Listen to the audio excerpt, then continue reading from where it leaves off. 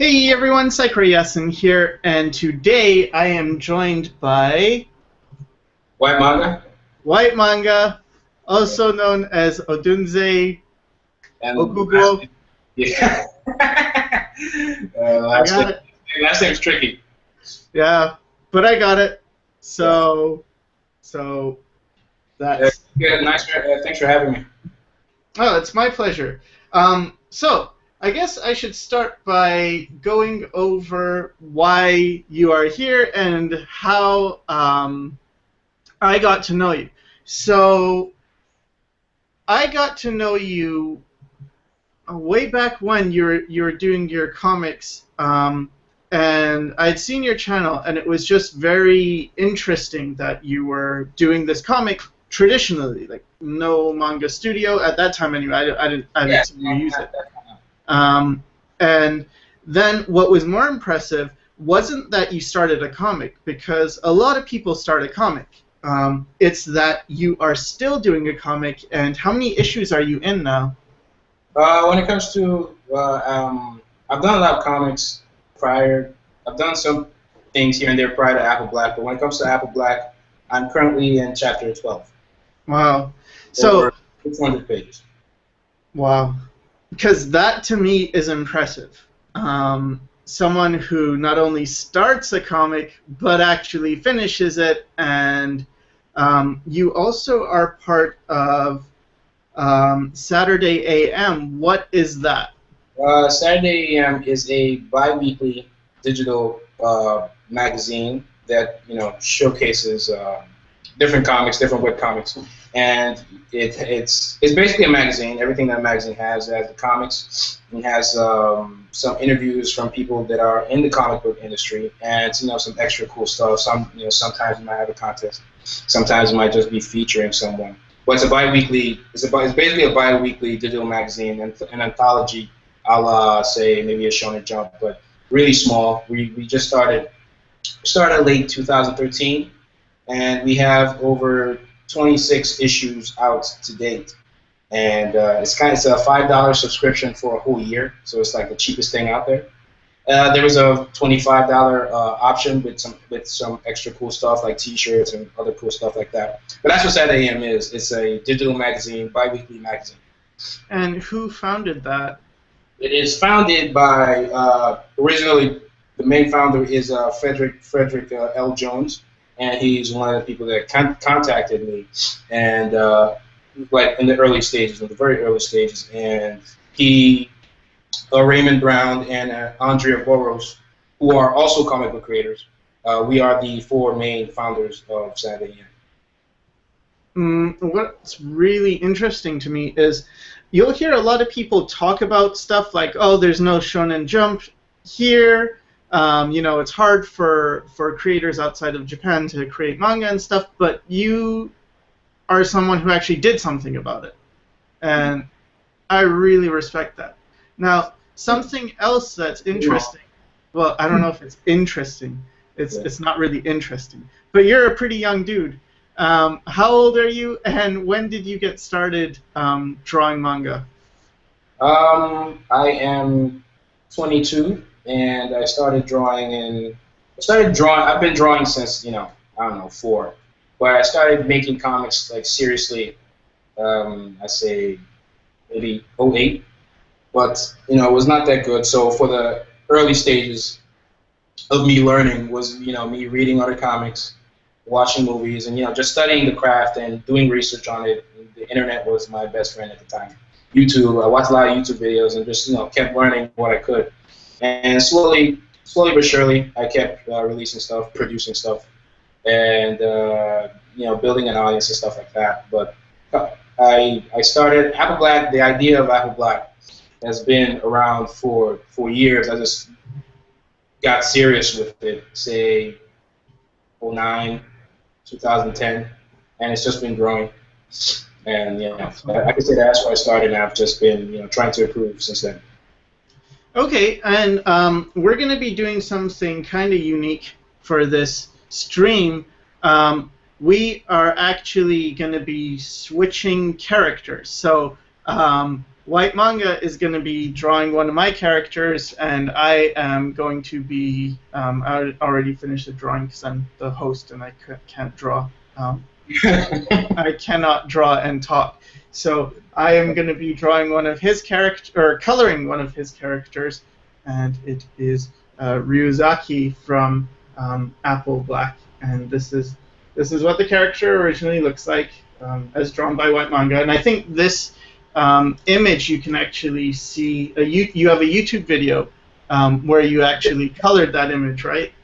Yeah, or actually drew and colored the image. Yeah, I drew, inked, and colored the image with Copic markers on my YouTube channel. It's just visit youtube.com/WhytMangaTV, and it's literally the latest 2 videos.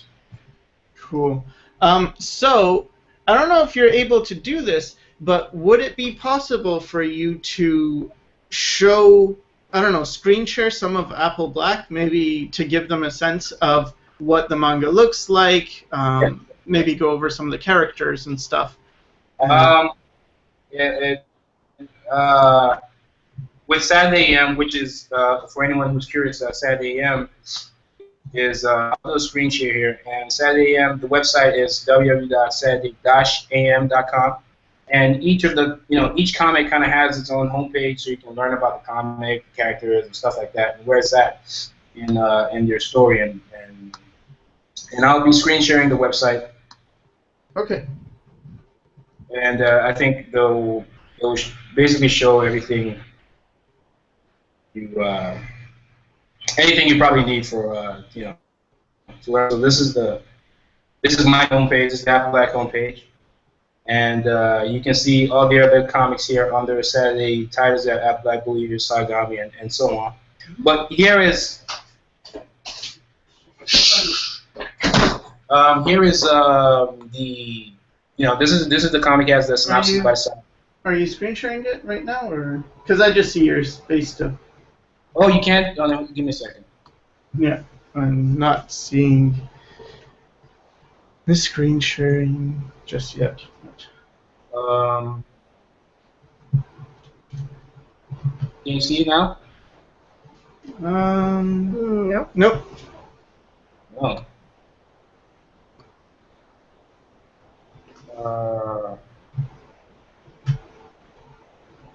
Let's see. Ooh. I don't know. It's kind of not letting me do screen share. Let me see. But basically, I mean, if they. Well, I could screen share it. Let me screen share it. It is. Basically, just Saturday-am.com. Mm-hmm. Okay. And under Saturday AM titles, will be Apple Black is the first comic on them. Cool. Yep. So this is the comic, and read the manga here. What happens if I pick read the manga here? On the site, it has the first 3 chapters free. The first complete 3 chapters free. The 4th chapter is not complete. I kind of update on Mondays, one page. But Apple Black Volume 1 is already out, and the Volume 1 is available. You can even find it on Amazon, and it has the first 9 chapters in it. With some extra features, extra art and stuff like that. And it's published under the Saturday Tank line, which is a line where kind of publish volumes. And we actually just released a volume a couple days ago called Sagami, which is done by one of the co-founders, and you can also find that on Amazon as well. Cool. Inside you can find a ton of stuff. So how did you get started into drawing? How did you find manga, or what did you draw before you were into manga, and how did you discover manga? I was into the basic stuff. Originally, I'm from Nigeria, so where I'm from, there isn't that much exposure to stuff like this, and I was into the popular comics you know, Spider-Man and stuff like that. And when they did show some anime or anything like that, maybe Pokemon, Digimon, but I was really into that. I was more into, you know, the more serious stuff, say Rurouni Kenshin and stuff like that. But for me to what after reading comics like mangas like Bleach and Naruto in say '08, you know, I heard about it from my friends and decided to check it out. Those were the comics that kind of got me into it, and I started making comics from there. You know, and from there, you know, I try to learn, study as much as I can. And when I say study, I'm studying to this day even. It's not just studying comics and manga.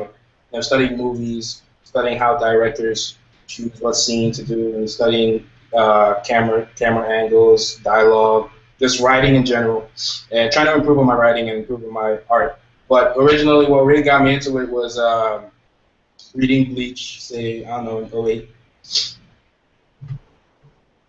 Cool.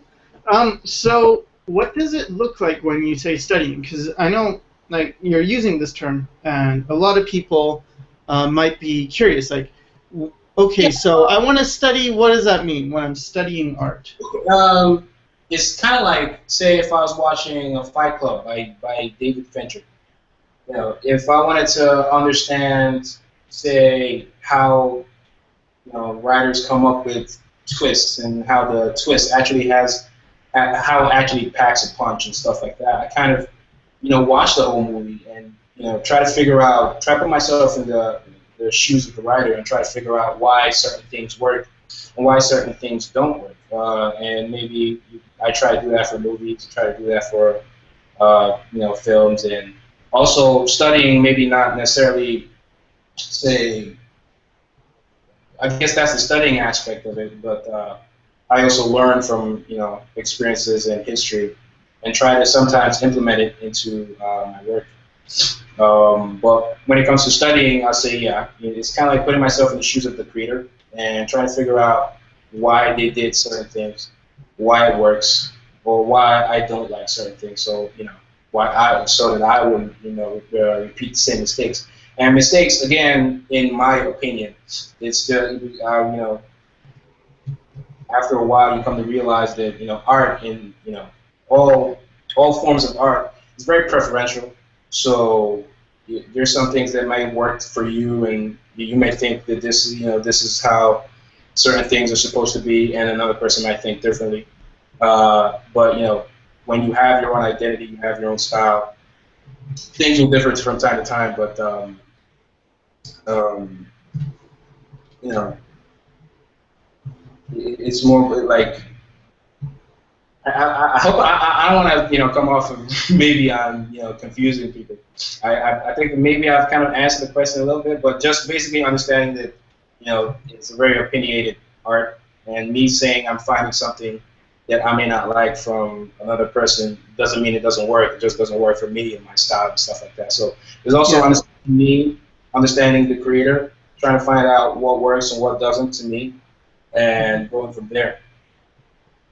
Mm-hmm. Yeah. And I mean, I think that's really important that you covered that, because it is something very individual, and you're constantly finding what works for you. So yeah, I think that's good to clarify.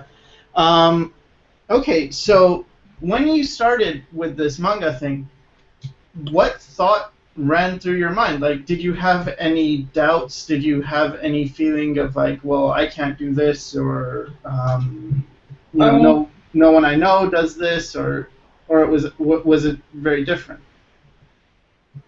It was. I mean, I guess maybe there was some uncertainty, but I think it's one of those things where I kind of liked the idea. I always felt that, you know, some way, shape, or form, I was going to make comics, and if I was going to make comics, I'll be doing something else, but I'll still be making comics on the side. So regardless of, you know, what was going to happen, I just always found myself making comics because of, say, my love for, you know, the craft of storytelling, and me developing the story that I have today, and, you know, still develops every day. Me, developing characters, coming up with all this stuff, it gets me excited. So sometimes I might be my biggest critic, but I'm also sometimes maybe I'm a little bit my biggest fan as well, where I'm so into the story that I feel that this urge or this calling that the story has to be told in some way, shape, or form. So regardless of what I was going to be doing, I always saw myself making comics. So I still have other things that I want to do, say in animation, storyboarding, and things like that. Even film, or just writing and sit back and writing while somebody else does the art. There's still things that I would like to dive in and experience. But whether there were some uncertainties, with living in comic books, creating comic books is not that. It doesn't pay, depending on who you are and how long you've been working on it, and who you know and how popular you are. It's not. It could be very frustrating from a monetary standpoint. But I just saw it as it is what it is, and I just came in with the mindset that I was going to create the comic regardless.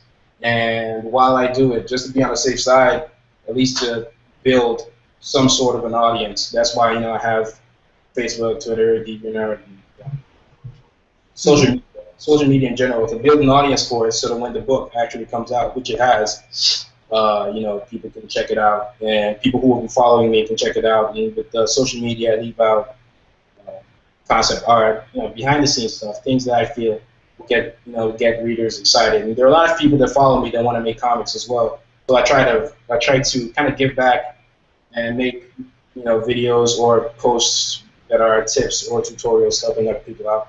So, with the whole comic thing, it was just, I liked the story, and I just felt the story needed to be told.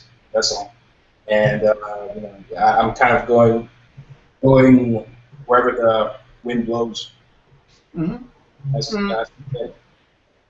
Okay, so you started pretty early.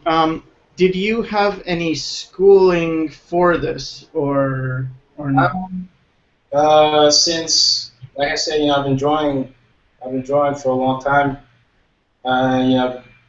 Playing video games, there's the Street Fighter, and drawing what's on, trying to copy and trace, or just drawing what's on the cover and stuff like that. I've always been able to pick a pen, and if there's a pencil or a pen, and there's paper, I've always been able to control my hand pretty well. So when I wanted to do comics, it was just like okay, how is manga made? How are comics made?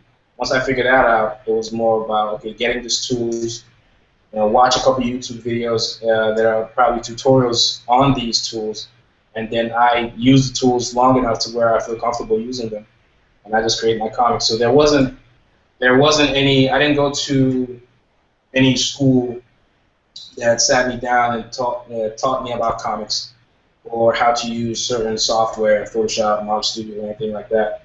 It was more the internet. Internet was my teacher.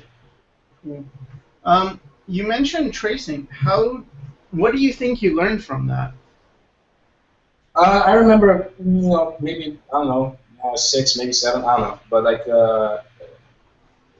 I guess I honestly can't tell what I learned from it, but I just felt maybe it helped get my hand, it helped make my hand steady. I'm not really sure. I just remember doing it, but maybe it helped me understand the creator of what I was tracing a little more, and understand why they were doing things. So you can kind of put it under the umbrella of studying as well. So maybe there is an action pose that I don't know how to draw, so I trace it, and eventually I start drawing without tracing, and you do it long enough, you don't need to trace it. Mm-hmm. Yeah, that's cool, because I've heard about some artists who, I think it was Greg Manches, and he wrote this really long and good article on the advantages of tracing and how it really teaches you what a good line should look like, or a curve. And I found that very interesting because it makes a lot of sense. there are some curves that I found. When I started drawing, for instance, I would make things like the nose the angle too sharp where it comes out too much, and then when you actually look at a person who's done it, and for me, I guess I found out the hard way by just doing it over and over again, but you're like, oh, actually what I thought I was seeing isn't actually the case. So, yeah, that's cool. I wanted to see if we had any questions from the audience. Yeah, we do. Everyone says what to study if you want to learn how to draw the human figure, but nobody says how to start at it. Should I start doing gestures, full figure drawings, or maybe anatomy studies? Oh, the screen share is working. Did you get that, Odunze? I'm sorry, can you repeat the question? Yeah, so if you want to draw the human figure, everybody says like what to study, but nobody says how to start at it. Should they start by doing gestures, full figure drawings, or anatomy studies? Again, I can't really say that there's one way to. It's one of the things about art. I don't think there's one way to do anything. I've watched a lot of tutorials on YouTube where they start with a skeleton and they have this very, very basic way of teaching that may work for some people and may not. So I can only speak for myself and maybe how I went about it. And for a long time, you can say I learned it the hard way, and I'll just, as you can see from the screen share, this is how I do it now. But before, I always just drew straight up. But I say, if you're going to study something, I say maybe study gestures. Study gestures. Try to figure out, especially if it's anatomy. Try to figure out, where the joints are, where the body bends, how it bends, stuff like that, and you can kind of create this empty base, kind of similar to what I'm doing right now, empty base, and it's almost like a mannequin, just this empty mannequin, and then you can go adding details after. So I think for studying, I say the first thing to study would be, say, studying, again, how the body bends, where it bends, where the joints are, certain postures, and you can sit back and actually focus on certain postures and poses and things like that, and you can go from there. I think that would be my first. That's what it's basically even what I do to this day, where sometimes I go on DeviantArt and I find some artists that create some really cool characters and put them in some really cool poses, and sometimes not tracing, but I just like kind of copy the drawing just for myself, maybe in my sketchbook. I've done this before. I've done something similar to this on my channel as well. Just kind of just practice of just keeping it in mind and knowing where things go. So at least from a pose perspective, I guess. And you can see in the video here, I'm kind of done with the body and how I want it to be. And now I'm just going in with the details, and it's basically just like an empty mannequin. And now I'm just adding stuff. So I say to understand the base first, and before you even go into poses, you can actually just know the body first, just how to draw it just straight up, like a profile view, and just basically, I guess to answer the question, just be gestures first, and you can go in with learning more complex dynamic poses later, and you can start from there. So when you said learning gestures, so primarily you're talking about from other artists or from life? It could be from anything. It could be sometimes I use like Google Images. Sometimes I use Google Images. Sometimes I'm not always looking for postures. Sometimes I just see it and I like it and I kind of keep it.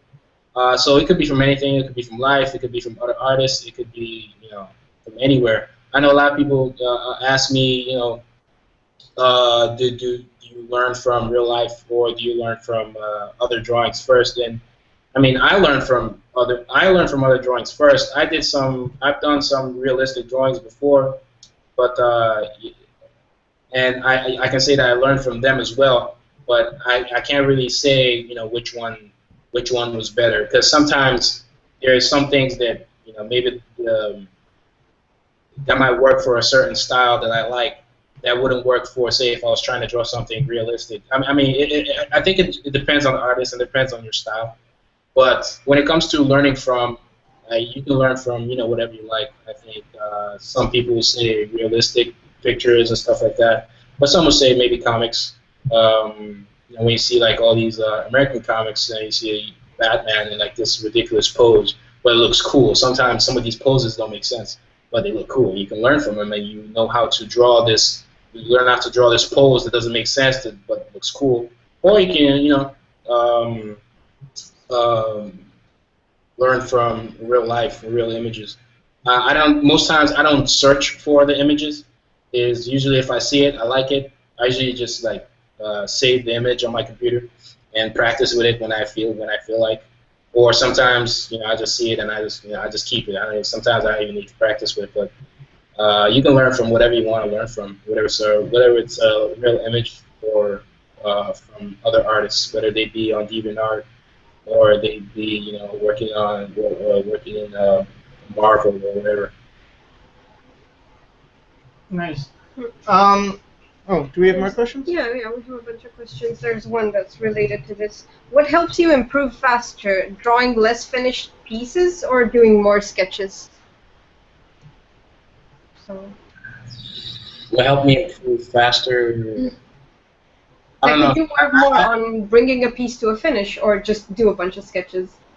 I think when a piece is finished, when is a piece finished? I think it depends on you. Sometimes you might want to draw something that's unfinished.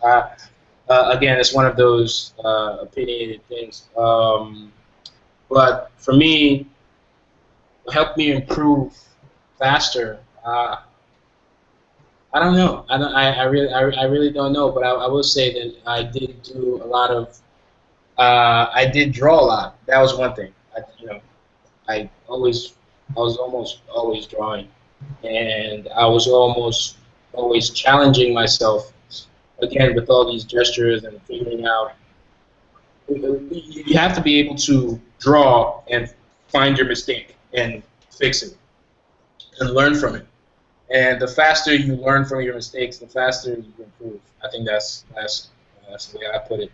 But when it comes to drawing, I was drawing every time. Could you talk a bit about your schedules as like manga? Like nobody sleeps one night and then getting 4 to 5 hours of sleep for the rest of the week. I don't know. I don't know about other artists. I think every artist is different. Every artist has a different schedule. For me, with Saturday AM, where it's bi-weekly, and we don't have, each magazine doesn't, like my comic wouldn't put out say a full chapter, and for Apple Black a full chapter is anywhere from 16 to 25 pages, but per magazine I wouldn't put out all the full chapter, so I'll put out anywhere from 7 to 10 pages, but usually it takes like 2 issues to make up a chapter. So for me, in 2 weeks, all I have to do is work on work on 7 to 10 pages for 2 weeks. And sometimes, again, we'll be doing other things because, again, Saturday AM is pretty new, pretty small staff. So again, like everything's very, very new. So there'll be some times where a certain comic might miss an issue, I might miss an issue, but there will be other comics in the same issue. So I might even end up working 7 to 10 pages in a month because maybe I was not able to make an issue for whatever reason. There have been times where I'll upload, not upload, but I'll have a full chapter in an issue, but that's maybe because I've missed 2 issues or something like that, just to make up for the fans and the people that subscribe. But when it comes to the schedule, for me, it really depends. It really depends because as of right now, comics aren't the only things that are kind of in my life right now.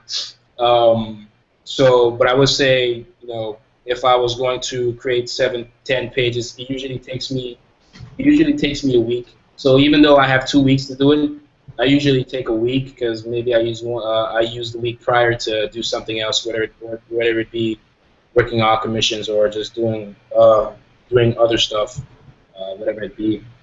Even because there were times where I was doing comics while I was in school, so it could be working on assignments or stuff like that. So would you go for like the full burnout, draw as much as you can, or just take care of yourself and? Sometimes I just try to create as many pages as I can. Sometimes I slow it down. And usually the way I do it is, say if I have let's say if I'm pulling out 10 pages, I'll usually have the whole chapter written out, and then I'll storyboard the whole chapter. But then if I'm just going to release 10 pages, I'll sketch out all the pages at once, and then I go in with the inks, and then I erase, and then scan in and work in Manga Studio. Well, the schedule for me, as of right now, there is no foolproof schedule because things happen, plans change. Right, as of right now, it's not exactly how I would imagine it is in Japan. For those of you who say have read comics like Bakuman and stuff like that, I imagine that's how it could be eventually. But for someone like me, as of right now, I don't have assistants. I do everything by myself. So it's kind of the schedule for me. It's all over the place. Is trying to get the comic out on time. Are you still in college? The chat asks. I am about to start master's. So I just graduated from college undergrad from UTA in Texas. How do you draw clothes? Thick, thin, soft, strong, like the folding? I see people doing them, but I don't really get how they look like they're natural. I don't know. I do not know how to verbally answer that question. Drawing clothes, again, is one of those things that I've practiced and I've studied. Studied other artists. Another artist that I like is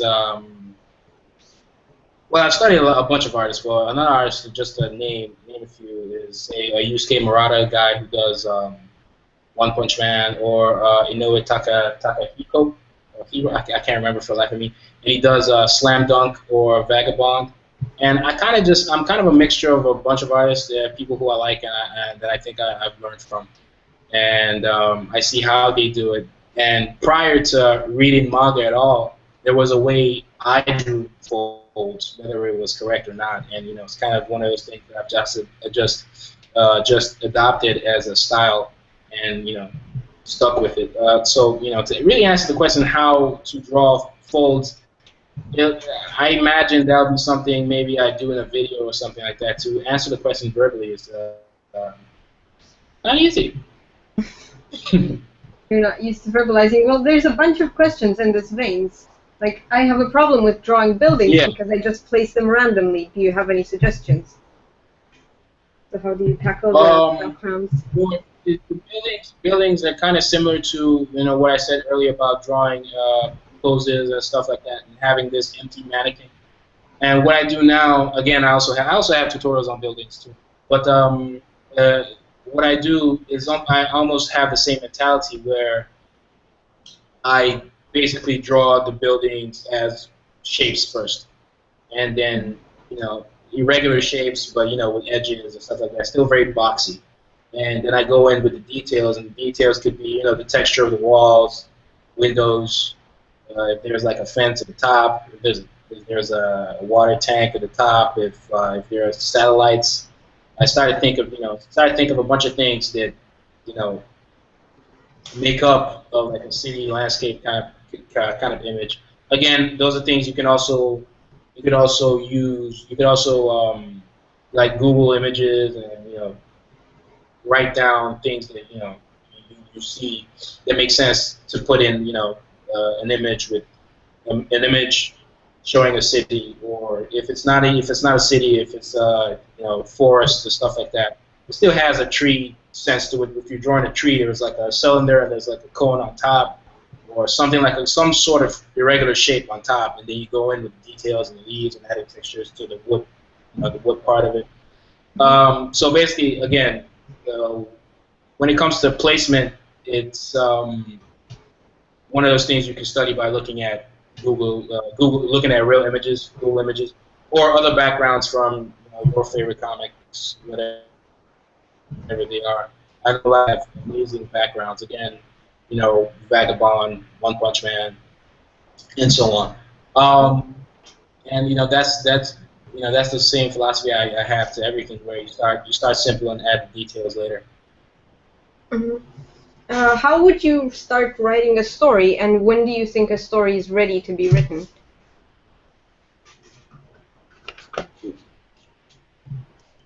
How would I start writing a story? Yeah. I kind of, for Apple Black at least, I have a bunch of ideas that I want to showcase, and I start to think, try to give it a beginning, a start, a beginning, and some kind of climax in between and an end. Yeah, this is also one of those questions that I can answer for like forever, because again, there isn't one way to do it. Well, you could talk about your experience. Like, how was your process? How was your thought process when doing it?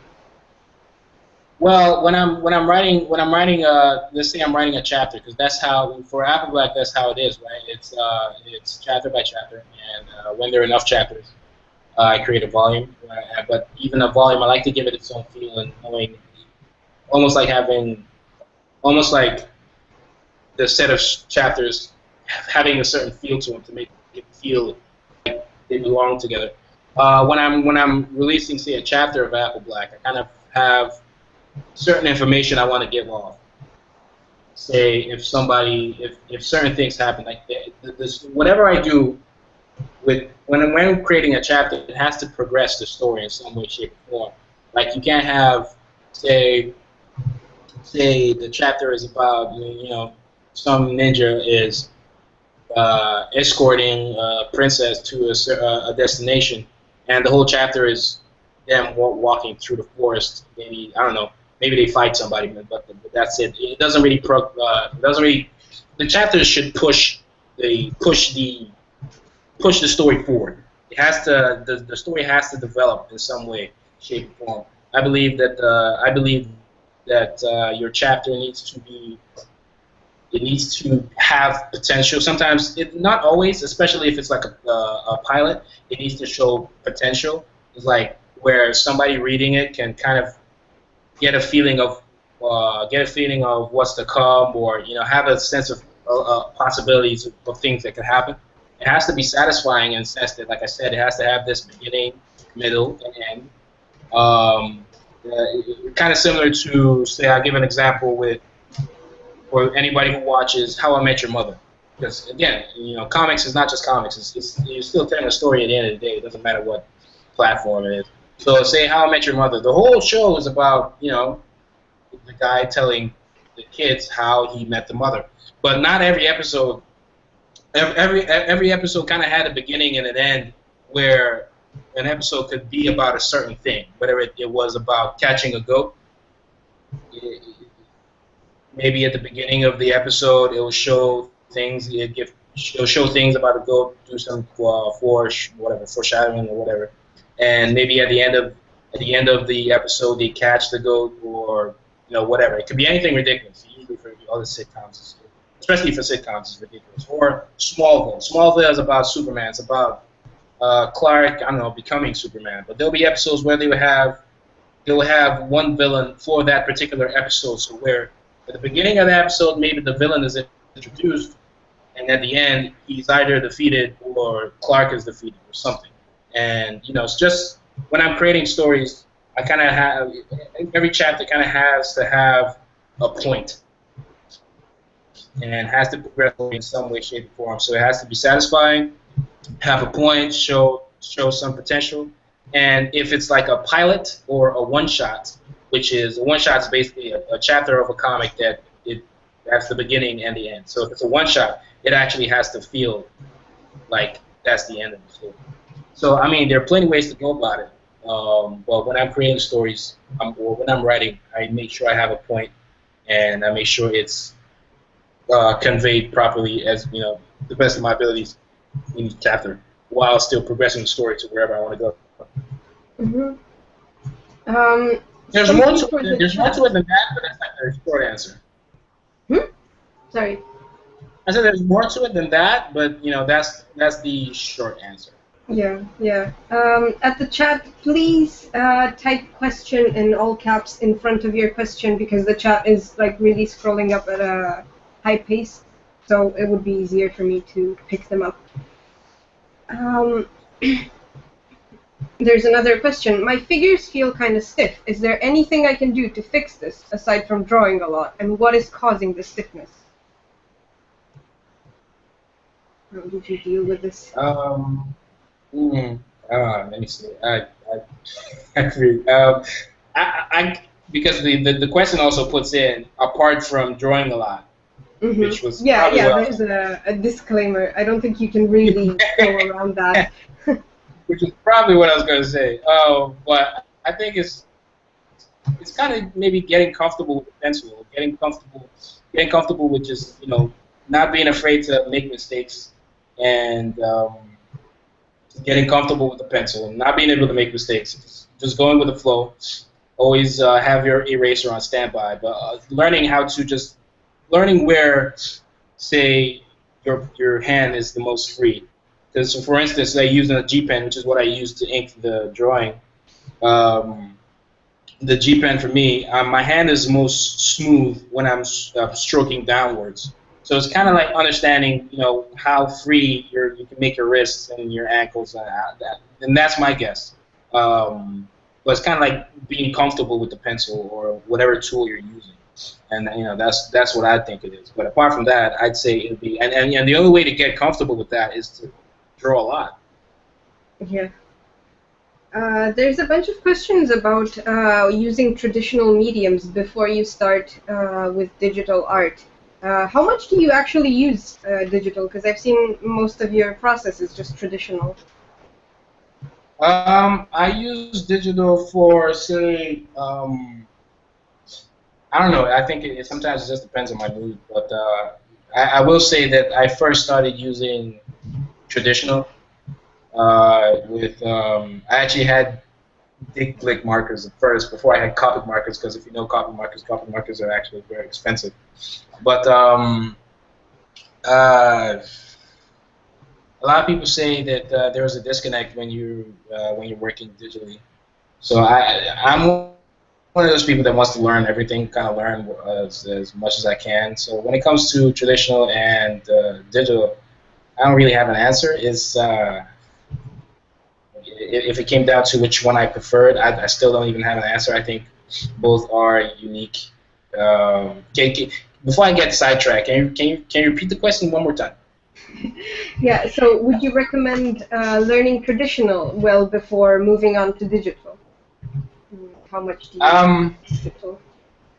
I say yes. You know what? I actually say yes, but I will say that it doesn't really matter as much. But I will say yes, because it also makes you more comfortable with your hands, and at least once you get to the digital stage, you will have to worry less about how to color it and more about how to use the software. You know what I mean? So coloring and how to color and stuff like that would come naturally, and the only thing you would need to learn when you're working digitally would be, say, how to work the software. So I say yes. Mm-hmm. There's still tools even in traditional, but like you still need to use tools. It's just not software, because you have your markers, you have your G-pen. Yeah, exactly. So I mean, so once you learn things from a traditional standpoint, I think the digital going digital would come easy to you. I think the difficult part would be just understanding whatever software it is, whether it's Model Studio or Photoshop or Paint to Slide or whatever. Mm-hmm. So I you would say even the skill is transferable. yes, yes, and because even till today, I wouldn't say I'm a Photoshop genius, 'cause I'm not. But anytime to pick up a marker is pretty straightforward for me. The only thing about Photoshop, my issue with Photoshop sometimes is just kind of understanding the software and knowing how to recreate what you can create from a traditional standpoint. And I think with a couple tutorials and a couple, practices here and there, it'll be easy. It'll be easy to get the hang of it. I just don't have time sometimes. But definitely, I think my answer is yes. Yeah. Could you recommend a different brand of coloring marker besides Copic? I'll say Prismacolors. I don't have them myself, but I hear good things about them. The thing about Copic markers is that they have this very nice brush feel at the edge of them. It's almost like you're painting a little bit, but there's more control. So honestly, I'd say I'd advise that just rather than buying a Prisma, which you can still. I mean, again, all these tools. It depends on the artist, because there's some artists that don't use G Pen.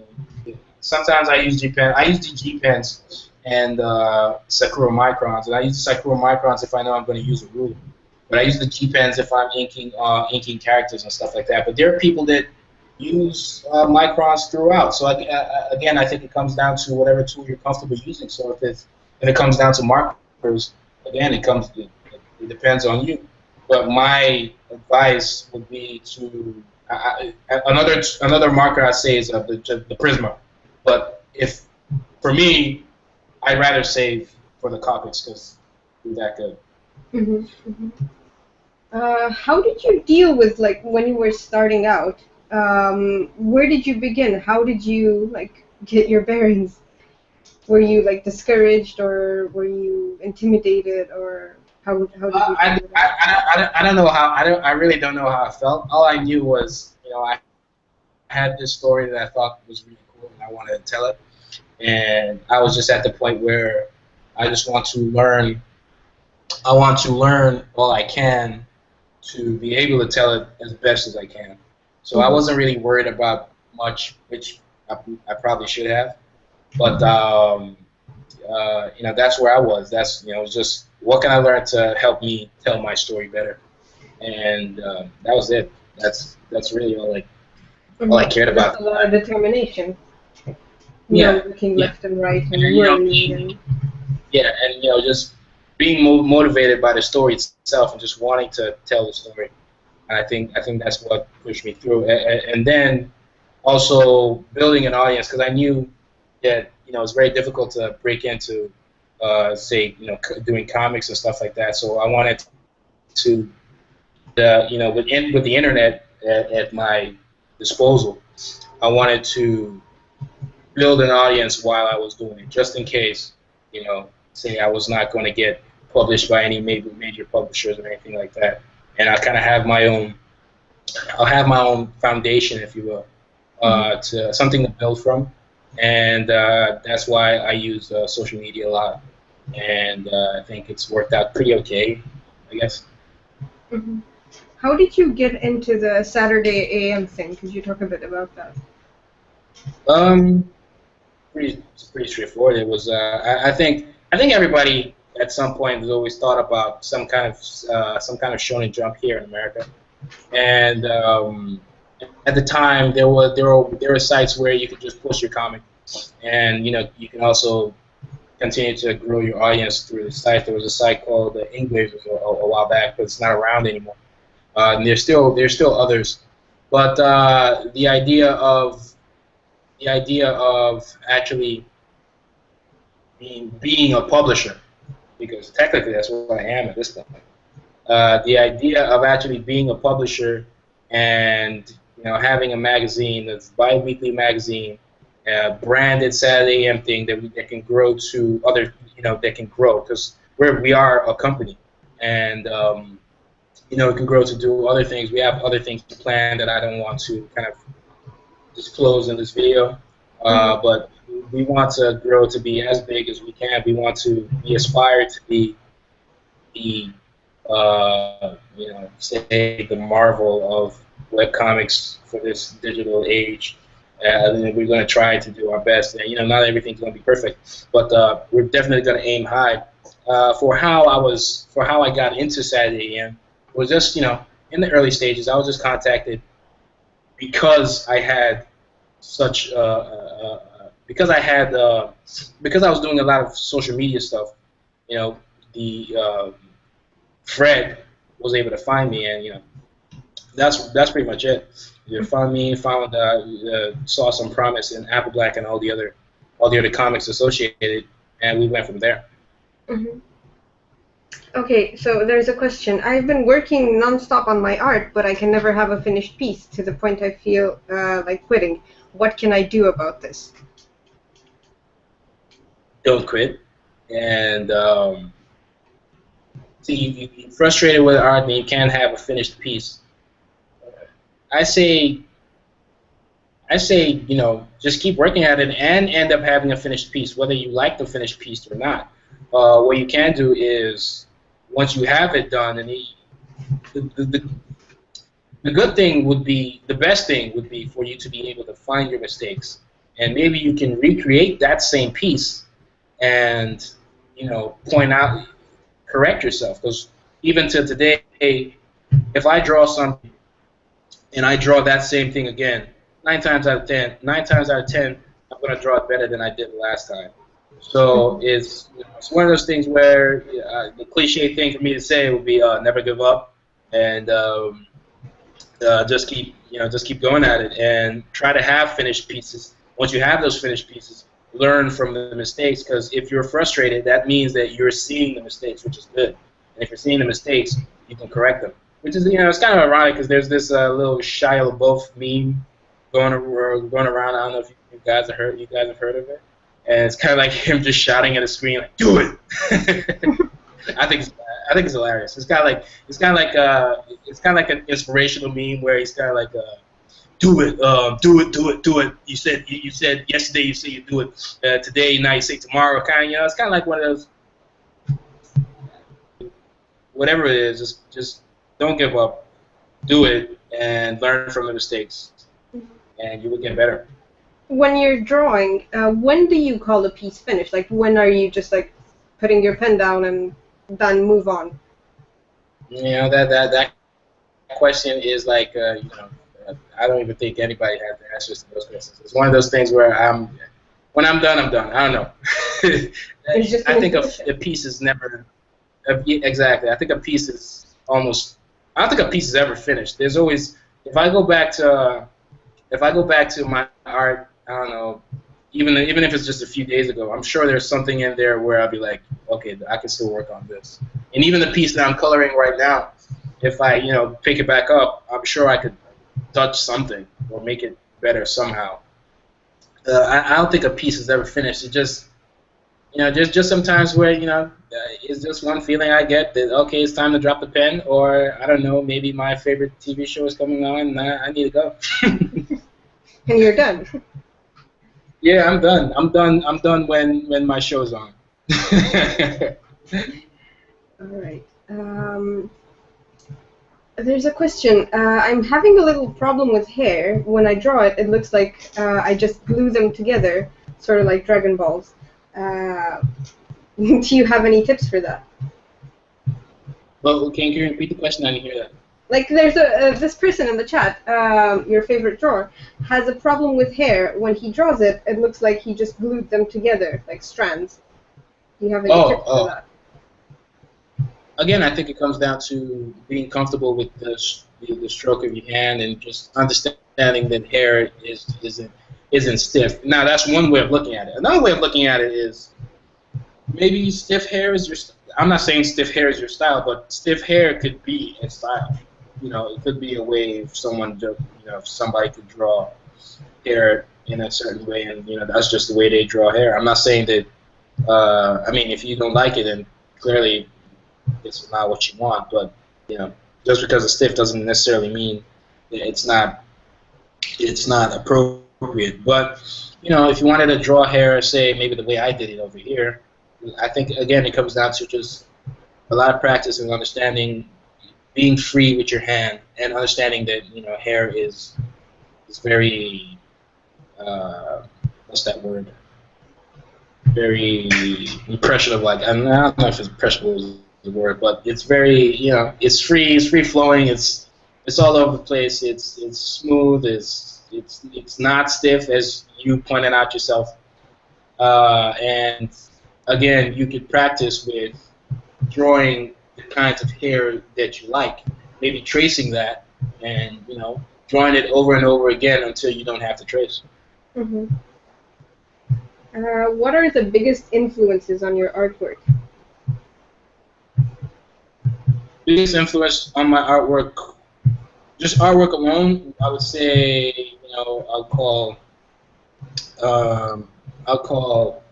Tai Kubo's Bleach. I'll call Masashi's Naruto. I'll call Yusuke's One Punch Man.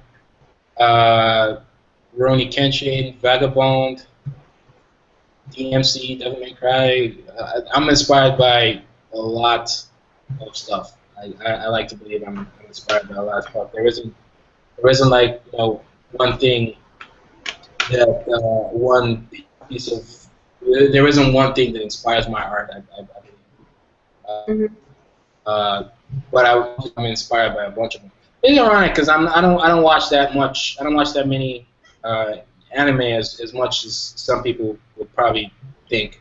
But the ones that I do watch, the ones that I do like, Attack on Titan and so on, Kill la Kill. Almost everything I watch and like inspires me. So from an artistic standpoint, for sure, definitely I'd say One Punch Man, Vagabond, Bleach, Naruto, One Piece. At least just looking from a manga standpoint. When it comes to comics, Spider-Man, X-Men, basic stuff. You could basically guess what inspires me. Yeah. How did you go about creating your own manga style?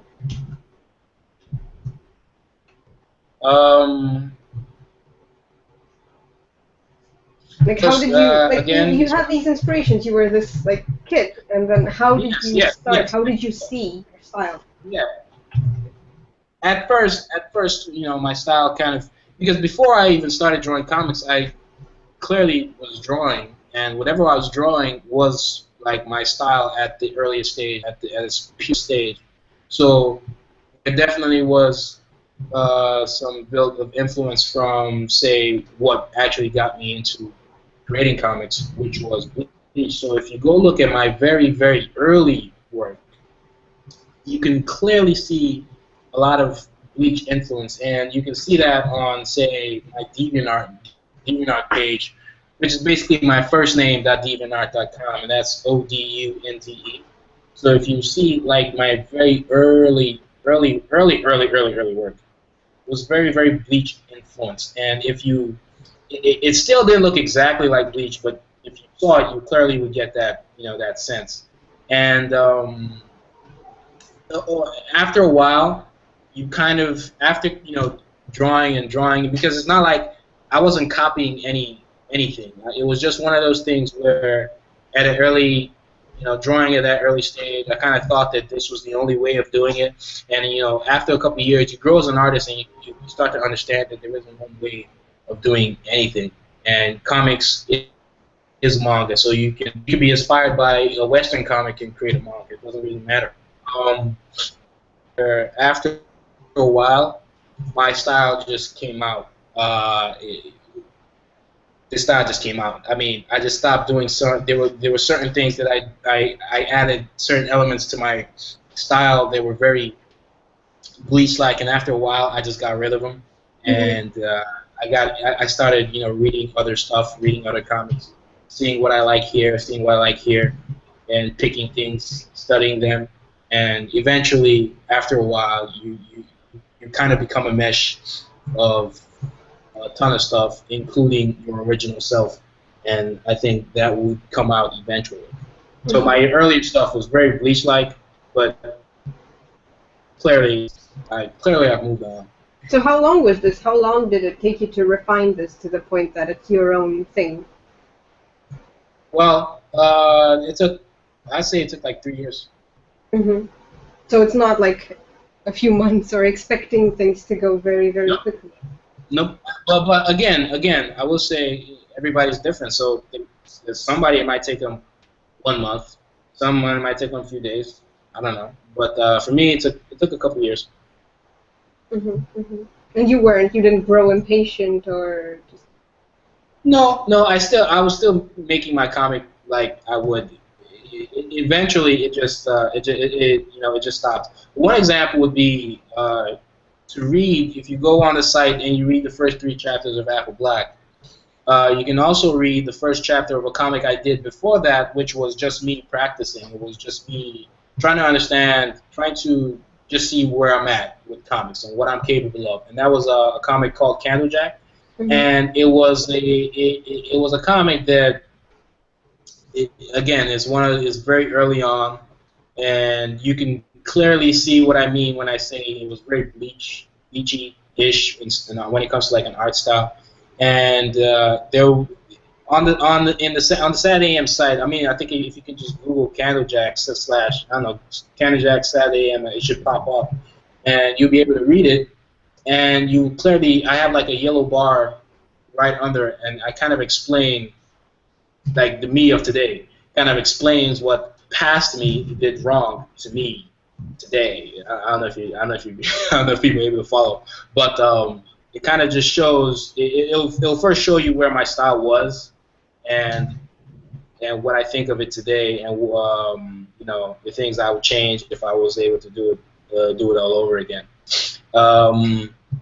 It shows the art style, and if you read both comics, Apple Black and Candlejack, it will not just show the difference in then and now from an artistic standpoint. It will also show it from a writing standpoint. Because when I think of art styles, you just think of the art, but in general, I think everybody has a style completely. So it could be everybody has a writing style, everybody has a art style, everybody has photography kind of style. If I watch a Guy Ritchie movie today, I'll be able to tell the difference between a Guy Ritchie movie and a Christopher Nolan movie. I'll be able to tell the difference between a Christopher Nolan movie and a David Fincher movie. David Fincher, who did Fight Club, Social Network. Christopher Nolan, who did Memento, Inception, and so on. I'll also be able to, like, everybody has their art style. If I'm watching an M. Night Shyamalan movie, I can tell. If I'm watching Martin Scorsese, I can tell, kind of. But, everybody has their art, everybody has their style in so many ways. So in Candlejack, you can also see the difference, the growth in just style even from a writing standpoint. So to answer the question, with the whole style thing, I say, just keep drawing, and eventually it'll come out. What you could do is kind of, again, go read your favorite comics, your comics or manga, whatever, both the same thing to me. You go read your favorites, and you kind of pick apart what you like about each of them. I mean, you might like the way the eyes are drawn in one, and you might not like the way they draw the nose, or you might like they draw the nose in another one, and you kind of pick it apart and put it together. And and for you to even be an artist in the first place, you probably have certain things that you do yourself, and you can add that to the mix, and eventually it will just grow to be its own thing. Yeah.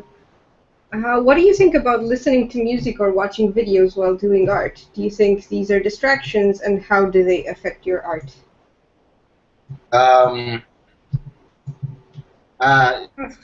I don't think I think it depends on my mood, because there's sometimes I'm listening to music, there's sometimes I'm not, because maybe I am distracted and I'm maybe moving along with the lyrics. But I think it depends on my mood. There have been times where There'll be times where I'll be listening to music and I'll be creating my pages, and there'll be other times where I wouldn't be listening to anything at all. So I think sometimes it can be distracting, but sometimes it can help. Say sometimes when I'm say a fight scene, some fight scenes I always have music in my head. It kind of helps me visualize certain things. So I don't know, could be playing some really rowdy, maybe heavy metal kind of music, and it kind of inspired me in a way to create. It inspired me in a way to create certain scenes in the action scene, and that would be because of the music. So I think it depends. It depends on your mood at times. So sometimes it's distracting for me. Sometimes it actually helps me create quality stuff. What is the main thing that makes you want to be an artist?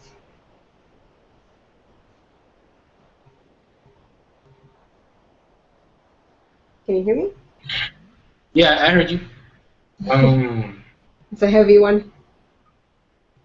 The main thing, because there are a million things. I said the main thing that makes me want to. I mean, I like it. I like it. I know it. Like it's easy for me to grasp. It's one of those things that it just came with me. I guess I don't know. I don't mean like it came with me with the talent and the skill and stuff like that, and I didn't have to practice or learn stuff. I just mean like I feel comfortable doing it. How long did it take for you to be confident to show your work, and how did you get to that point? What were you doing until you first showed your work?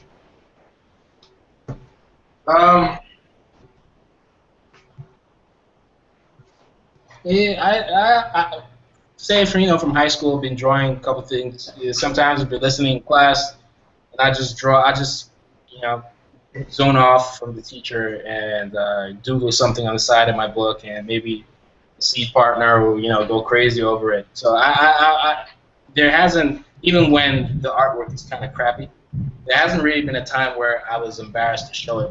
It's just one of those things that people saw. I can't really relate to being shy and not showing off the artwork. And I know some people are like that, but I don't. There wasn't a time where I've just been able to show people. It's just it is what it is. If they see it, they see it. If they don't see it, they don't see it. But I usually want to show people the art, show people my art, because I don't know.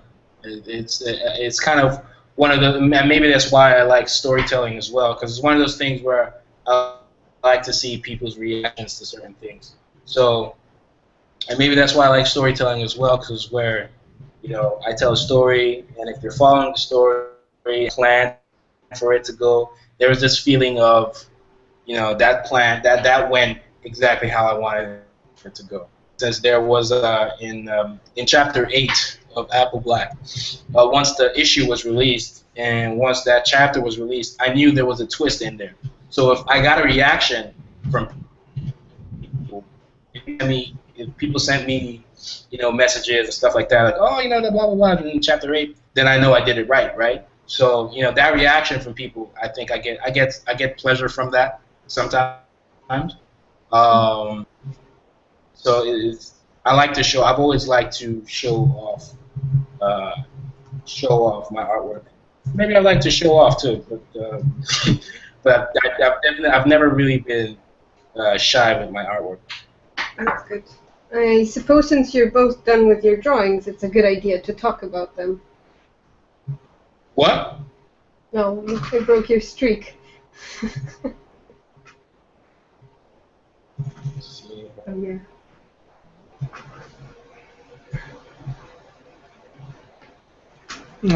What? You want to talk about the drawings? You guys should talk about your drawings. I've been talking a while, man. You can go first. You can go first. I like that. I like it. Okay, this is Ryuzaki, I guess. Ruby. And yeah, both. He's doing a fire thing, I guess.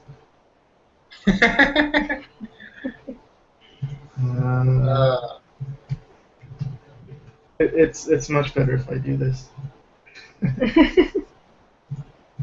Yeah. No, that's good.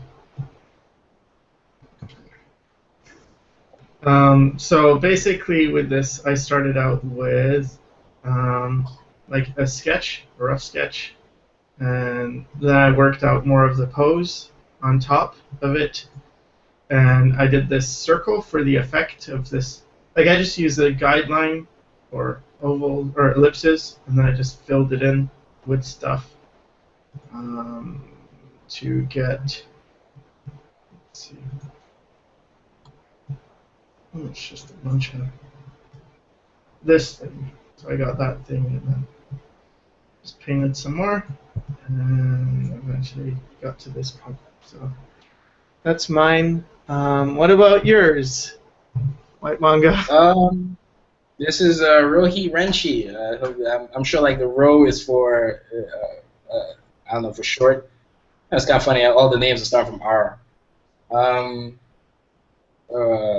Yeah, I just try to draw the character in a very calm state. Have some flowers floating around. Make it feel I don't know very happy and light. I really enjoyed. I'm pretty happy with how everything came out. I actually don't use my Copic markers as much. If you look at the cover of Apple Black for Volume 1, it's all digital. But because Copic markers are expensive, and mine, I've had mine for 4 years now, and they're drying out. I bought a couple refills, but I think I'll be okay to just use for a few drawings here and there.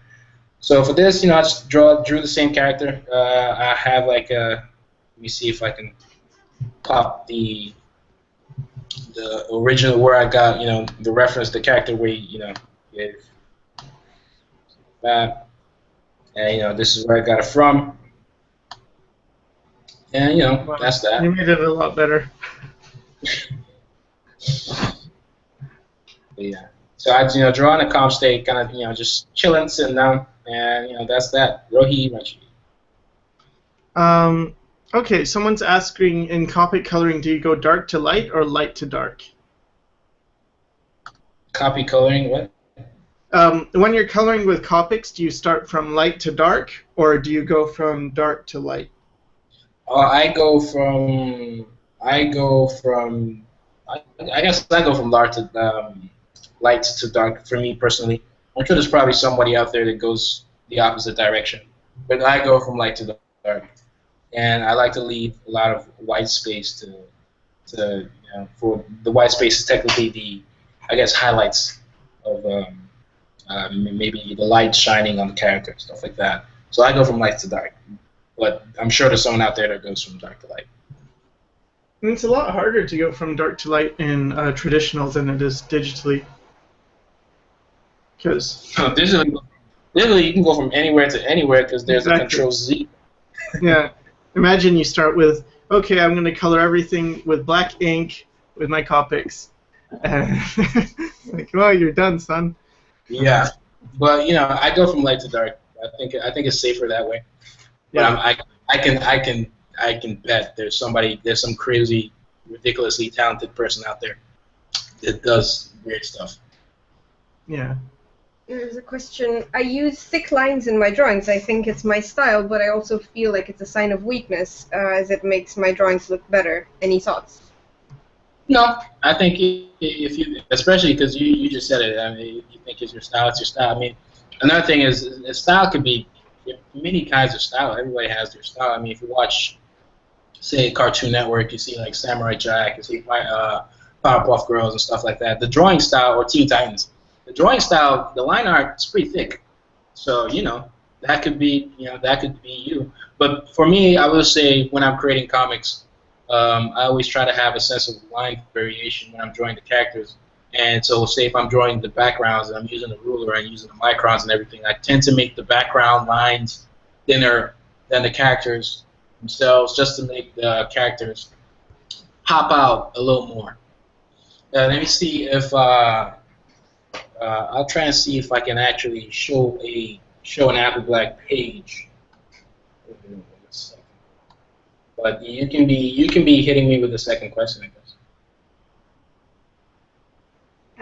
Okay, there's a question that says, I'm at the stage where I feel like I'm not as noobish as I used to be, but it's not like I'm that amazing either. Something, any advice? I lost it. It scrolled too fast. Being mediocre discourages me from trying harder to improve. Oh, being mediocre discourages you. No, being mediocre should make you want to improve more because the only way you can get out of that is by doing more, not less. Like, if you do less, that's a guarantee that you're going to be mediocre. How do you drum up more interest in your art? And this connects to another question that was up earlier. How do you draw attention? How do you promote yourself? How did you start pitching yourself?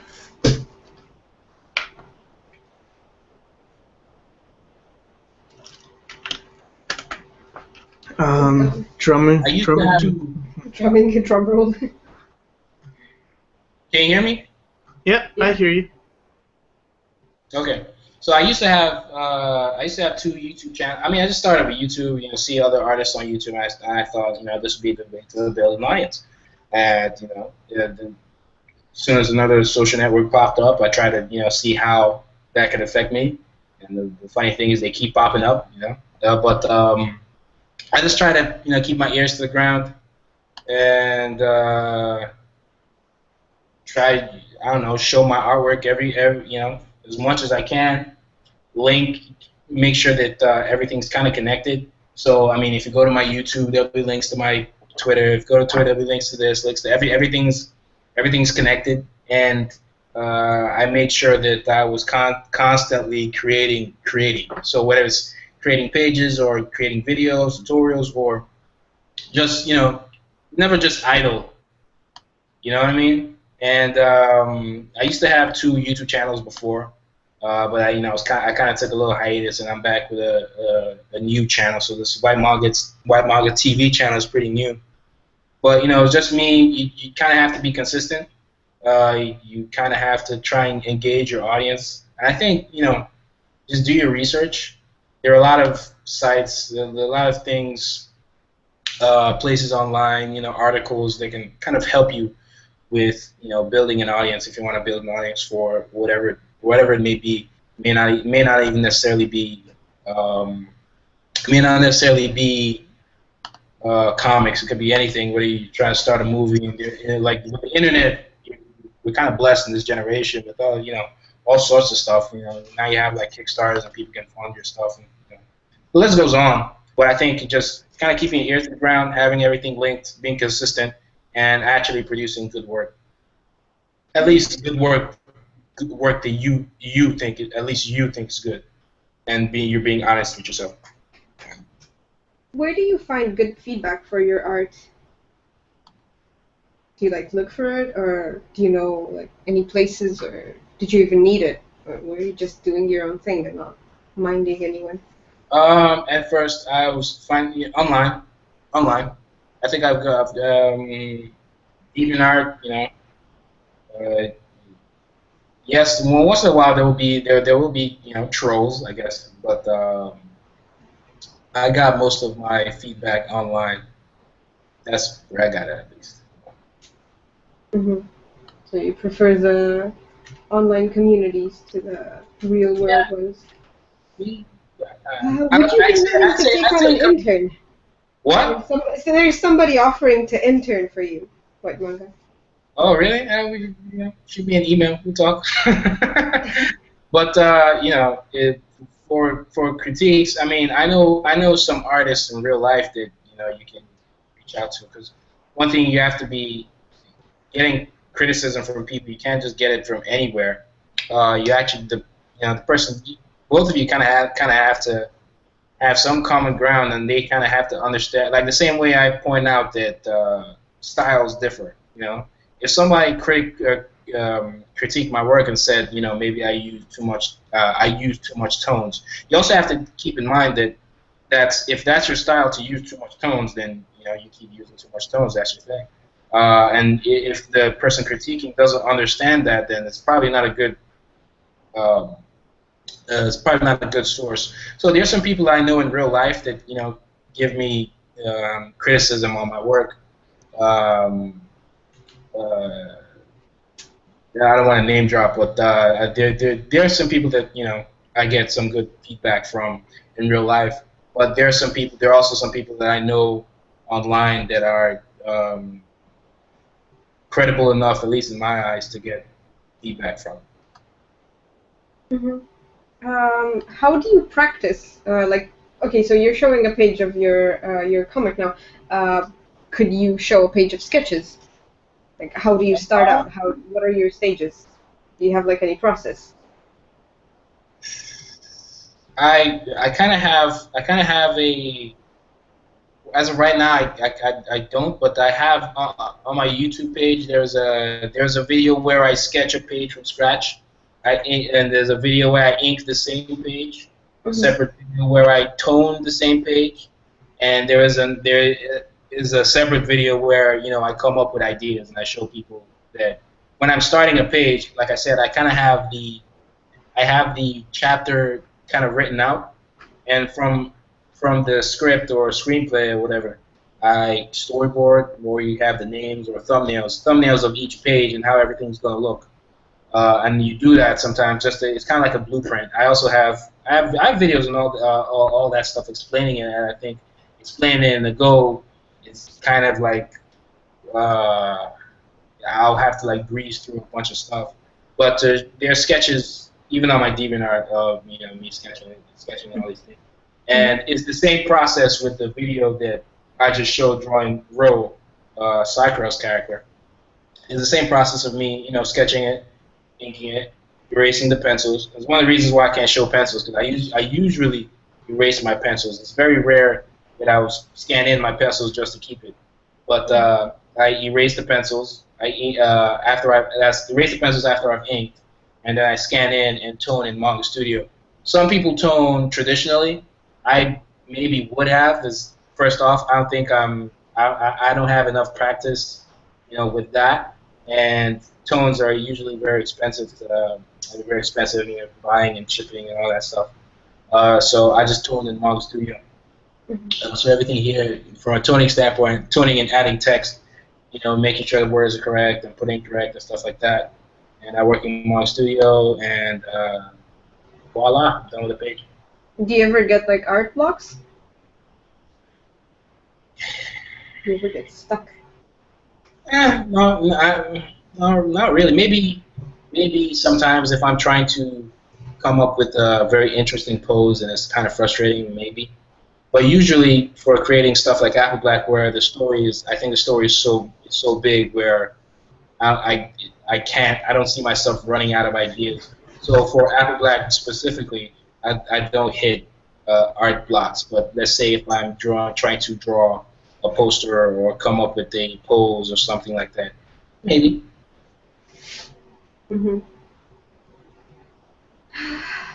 Okay, so how do I give my created character more life?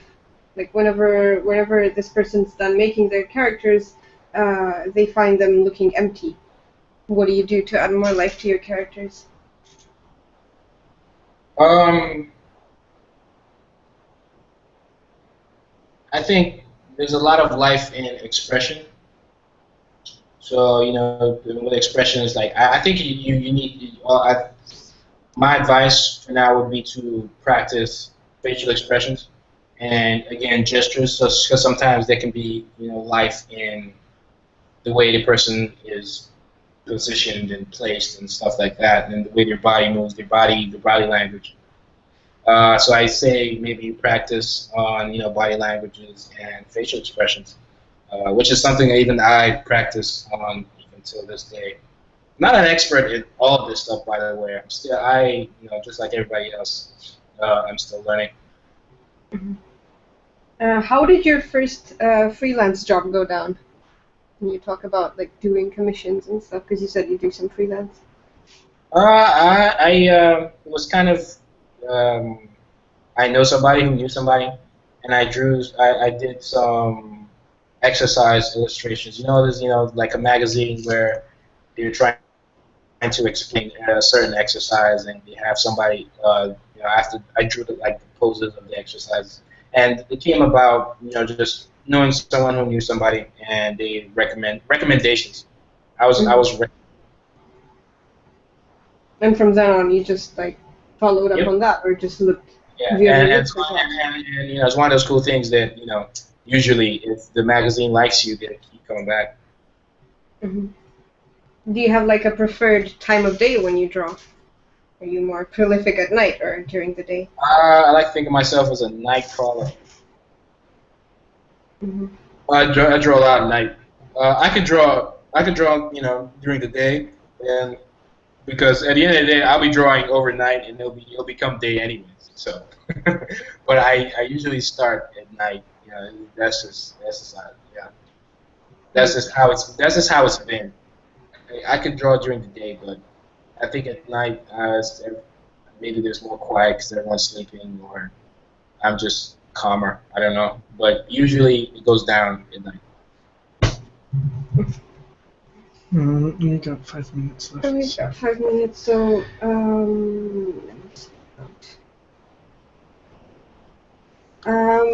how much anatomy did you learn till you were satisfied? I'll start that by saying that there's still a ton of anatomy that I have not perfected, but I guess when it comes to not just anatomy, but drawing backgrounds and everything, I was comfortable enough to where I could then compare it to, say, the pros in Japan. Not that I came out saying, oh, mine was better, but at least not to where I felt that I was so far behind.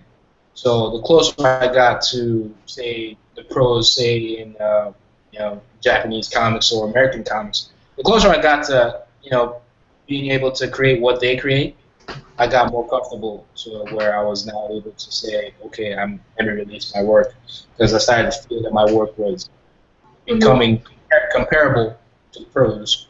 So you always have this visible benchmark, like you know what you're aiming for. Exactly. So they're, especially comparing it with people that inspired me and stuff like that. So I have them as like you said, a benchmark, and the closer I get to that, the more comfortable I am. Mm-hmm. Okay, well, that was the last question that we have time for. Okay. I guess we can wrap up. So, well, I just want to thank you, WhytManga, for being here, and Flavia for taking all the questions. You guys did a great job. Soon I'll just take over your stream. Like, my vocal cords are very tired.